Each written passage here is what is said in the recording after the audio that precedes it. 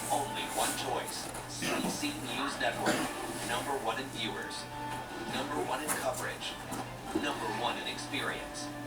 Live breaking news delivered all day long.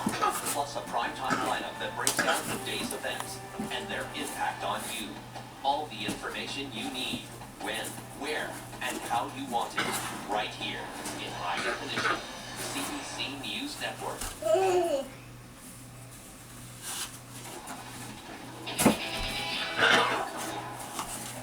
The Search and Rescue Center in St. John's will be closing its doors for good.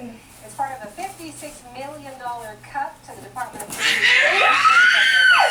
The center's busy role in handling distress calls will now be handled out of Halifax and Trenton, Ontario.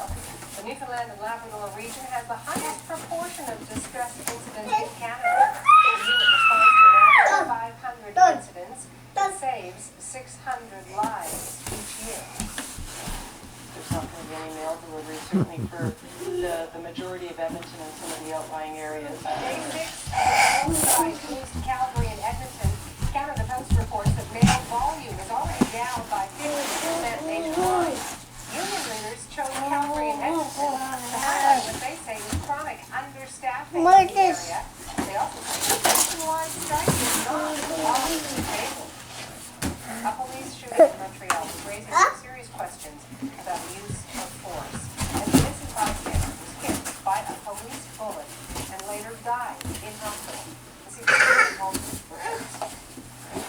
Across the city, people are expressing shock and anger over what happened yesterday morning on downtown Montreal Street.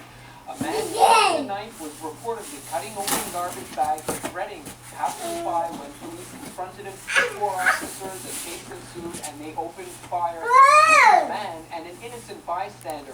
We announced how he was 36-year-old Patrick Limon. He worked at a nearby hospital just steps away from where he died, and people at the hospital were moving beside him as a hard-working, good-natured man and he worked as a maintenance worker. They're also sad and angry. Many questions towards police. As for the suspect, he is 40-year-old Mario Amel, a man who was living in a rooming house run by a homeless shelter, and he did have problems that he was seeking treatment for, and according to those who worked with him, was making good progress, was turning his life around after getting off the street. Don't. Hey, don't. Don't. Provincial police that are now investigating. Many people are wondering, this is a police force that's already struggling with its image.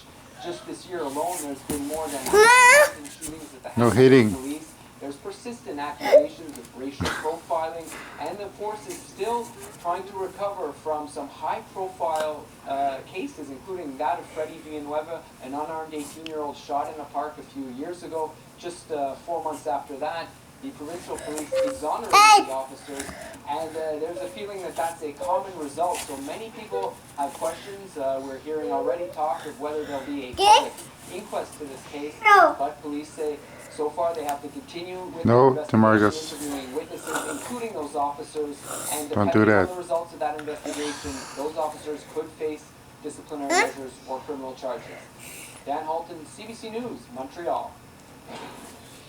Firefighters are not having much luck battling a huge wildfire in the Fort McMurray area. Authorities say a number of fires are burning, with the biggest one covering an area 5 times the size of Edmonton.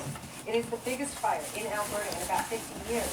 More than 400 firefighters are fighting those flames. And firefighters are still trying to get a handle on one of the largest fires to ever burn through Arizona. They worked through the night to stop the fire from entering 2 towns in eastern Arizona. So far, more than 3,000 people have been forced from their